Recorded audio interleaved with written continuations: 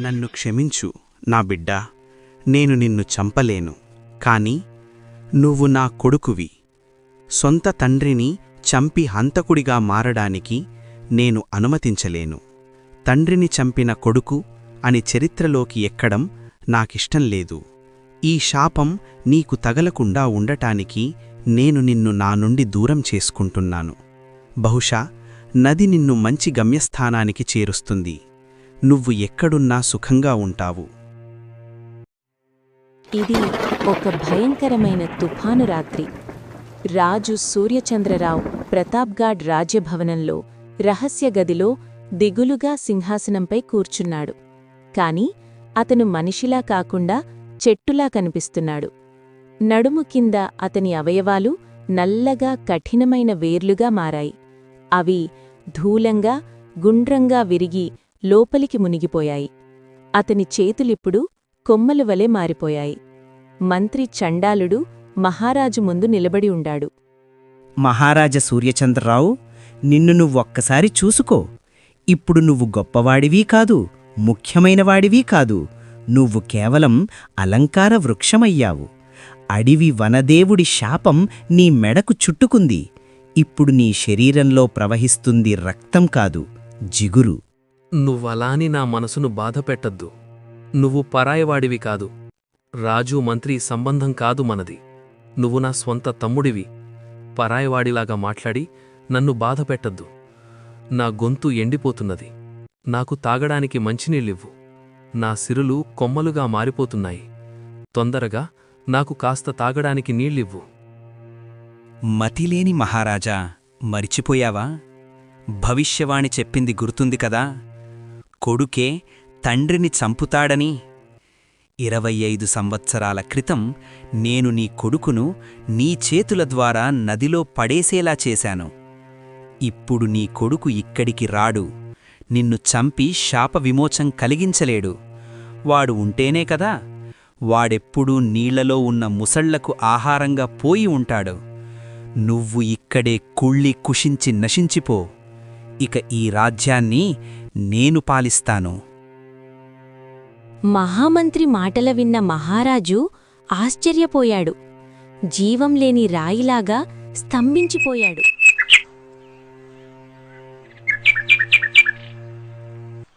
ఇతని పేరు రవి. 25 సంవత్సరాల వయస్సుగల బలమైన యువకుడు. ఇతను జీవన ఉపాధి అడవి వెళ్లి కట్లు కొట్టడం.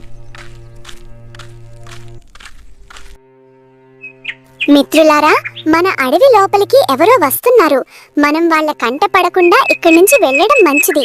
వాళ్ళ కంట పడ్డామంటే మనల్ని పట్టుకుంటారు, పింజరంలో బంధించి మాన చిత్రహింసలు పెడతారు. మనం అప్పుడు స్వేచ్ఛని కోల్పోతాం. వాళ్ళకి బానిసై వాళ్ళు పెట్టింది మనం తినాలి. కాబట్టి తొందరగా ఇక్కడి నుంచి వెళ్ళిపోదాం.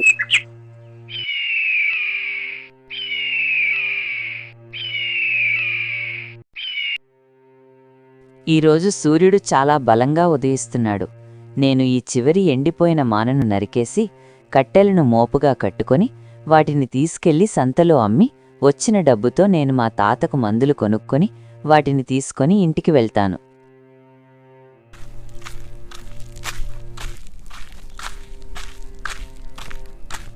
నాయనా రవి, కాస్త ఆగు. ఈరోజు పక్షులు చాలా నిశ్శబ్దంగా ఉన్నాయి మరియు అడవి పరిస్థితి బాగాలేదు. నువ్వు వెంటనే ఇంటికి తిరిగి వెళ్ళు. అక్కడ ఇంట్లో మీ తాత జబ్బుతో ఉన్నాడు. అతను నీకోసం ఎదురు చూస్తున్నాడు. ఇక నువ్వు ఏ ఆలోచన లేకుండా ఇక్కడి నుంచి తొందరగా బయల్దేరు. ఓ ఆనందయ్యా, అర్థంలేని మాటలు మాట్లాడుతున్నావు. నీకు తెలుసు కదా, మనలాంటి వాళ్ళకి ఈ అడవి మన ఇల్లు. కాని పెద్దల మాట సద్దిమూట అంటారు కదా. కాని నీ మాట విన్న తర్వాత నేను ఇప్పుడే బయలుదేరి వెళుతాను ఇంటికి. ఆనందయ్య మాటలు విన్న రవి ఇంటికి బయలుదేరాడు. మరియు గొడ్డలిని అక్కడే వదిలి తన తాత ఆరోగ్యం గురించి ఆలోచిస్తూ ఇంటివైపు నడిచి వెళ్ళాడు. రవి ఇంటికి చేరగానే మంచం మీద తన తాత అనారోగ్యంతో పడి ఉండడం చూశాడు. అప్పుడికే ఆరోగ్యం క్షీణించింది.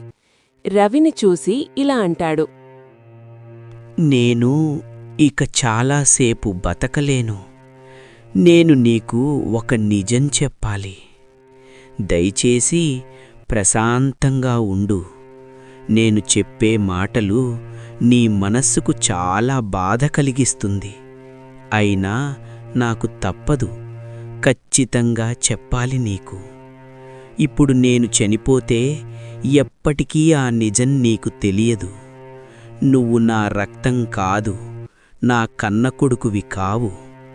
25 సంవత్సరాల క్రితం నువ్వు నాకు ఒక భయంకరమైన తుఫాను రాత్రిలో నేను అడవి మార్గాన వెళ్లుతూ ఉంటే నీ ఏడుపు వినబడ్డాయి.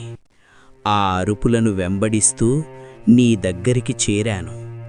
అక్కడ నది ఒడ్డున నువ్వున్నావు. నీ తల్లిదండ్రెవరో ఇంతవరకు నాకు తెలియదు నాయనా. ఇది నీ జన్మ రహస్యం. తాతయ్య, నువ్వు నన్ను ఇలా అయోమయంలో వదిలి వెళ్ళవద్దు. లేచి నేనెవరో చెప్పు, నా తల్లిదండ్రులెవరో ఆ విధంగా అడుగుతాడు. అంతలోనే అక్కడికి ఋషి ప్రత్యక్షమవుతాడు. వారిని చూసి ఆశ్చర్యపోతాడు రవి. మీరెవరు? మీరెక్కడికెలా వచ్చారు? మిమ్మల్ని చూస్తా ఉంటే నాకు చాలా భయమేస్తుంది. మీరు రాక్షసుడువా? నేను సూర్యచందర్రావు రాజుకు రాజుగురువుని. అతనిప్పుడు ప్రాణం పోయే స్థితిలో ఉన్నాడు. అతనొక చిన్న చెట్టు చేత శపించబడ్డాడు. నువ్వు అతని కన్నబిడ్డవి. ఆ రాజ్యానికి కాబోయే రాజు నువ్వు. నీ తండ్రి ప్రాణాలు కాపాడుకునే బాధ్యత నీదే. నేను రాజు కొడుకునైతే నేనిక్కడ ఎందుకు పూరి గుడిసెలో ఉన్నాను? అతను నన్ను ఎందుకు చెరువులో పారుతున్న నీళ్లలో విడిచిపెట్టాడు? ఇదంతా ఒక కట్టుకదా. మీరు వెంటనే ఇక్కడ నుంచి వెళ్ళిపోండి. మా తాత చనిపోయాడు. ఇప్పుడు నేను దిక్కులేని వాడినయ్యాను. నువ్వు అలా బాధపడొద్దు. ఇదంతా వనదేవత శాపం వల్ల జరిగింది.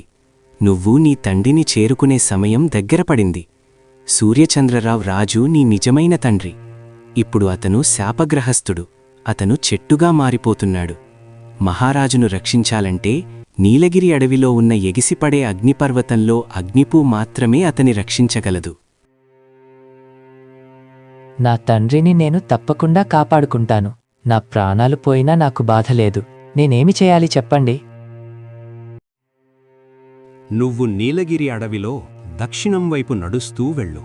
అక్కడ నీకు అగ్నిశిల మీద పువ్వ కనిపిస్తుంది. దానిని తీసుకురా. ఒక్క మాట గుర్తుపెట్టుకో. పువ్వు సకాలంలో తీసుకురాకపోతే రాజును రక్షించడం అసాధ్యం మరియు మొత్తం అడవి నాశనమవుతుంది. ఇక బయలుదేరి వెళ్ళు. నీకు విజయం కలుగుగాక. ఆ విధంగా చెప్పి ఆ మహర్షి అక్కడ్నుంచి అదృశ్యమయ్యాడు. రవి తన తండ్రి ప్రాణాలు కాపాడాలని నీలగిరి అడవులకు బయలుదేరి వెళ్తాడు. అలా కొండలు, పర్వతాలు, అడవులు దాటి అగ్నిపర్వతానికి చేరుకుంటాడు. అక్కడ ఎగిసిపడుతున్న అగ్నిగుండం మీద లావా నీళ్లలాగా పారుతోంది. ఆ లావాలో పువ్వు మెరుస్తూ అతనికి కనిపించింది.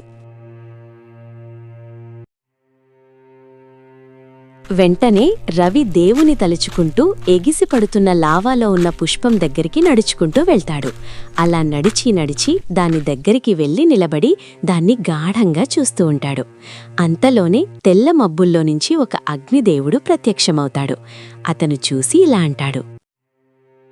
ఆగు మనిషి, నువ్వు ఆ రాజునే రక్షించడానికి వచ్చినవాడు, చిన్నతనంలో నిన్ను చంపడానికి ప్రయత్నించినవాడు. ఆ హంతుకొణ్ణి ఎందుకు కాపాడాలనుకుంటున్నావు? అతను ఎంత కాదన్నా అతను నా తండ్రి. నా తండ్రి చావు బతుకులో ఉన్నాడు. అతని ప్రాణాలు కాపాడటం నా బాధ్యత. నీకు నిజం తెలియదు. 25 సంవత్సరాల క్రితం జరిగిన ఒక దృశ్యాన్ని చూపిస్తాను, చూడు. ఒకరోజు రాజు తన మంత్రితో కలిసి వేట కోసం అడవికి వచ్చాడు. ఆ అడవిలో తిరుగుతూ తిరుగుతూ వాళ్ళకి ఒక జింక కనిపించింది. రాజు తన చేతిలో ఉన్న ఈటెను జింకపై విసిరాడు. కాని జింక తప్పించుకున్నది.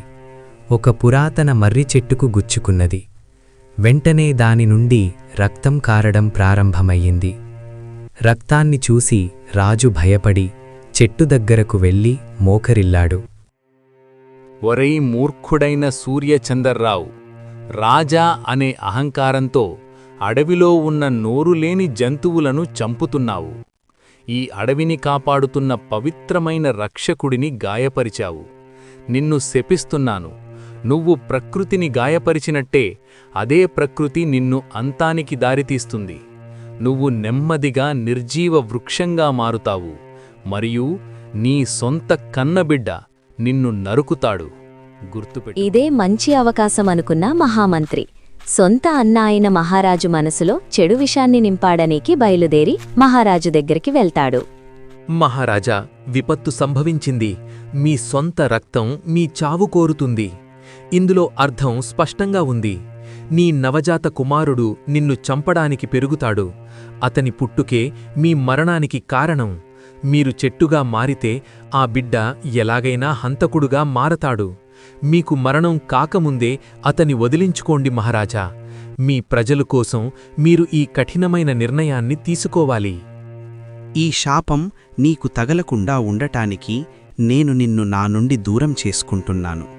బహుశా నది నిన్ను మంచి గమ్యస్థానానికి చేరుస్తుంది. నువ్వు ఎక్కడున్నా సుఖంగా ఉంటావు. చూశావా, నీ తండ్రి ఎంత దుర్మార్గుడు! చివరికి తన కన్న బిడ్డను నీటిలో పడవేశాడు. లేదు లేదు, నా తండ్రి అలాంటివాడు కాదు. ఆ శాపం నుండి నన్ను రక్షించడానికి నన్ను నీటిలో విడిచిపెట్టాడు. అతను నిస్సహాయంగా ఉన్నాడు. మీరు నా తండ్రిని తప్పుగా అర్థం చేసుకున్నారు. నిజమైన మోసగాడు మంత్రి అఘోర. డబ్బు కోసం, పదవి వ్యామోహం కోసం సొంత అన్నను చంపాలనుకున్నాడు.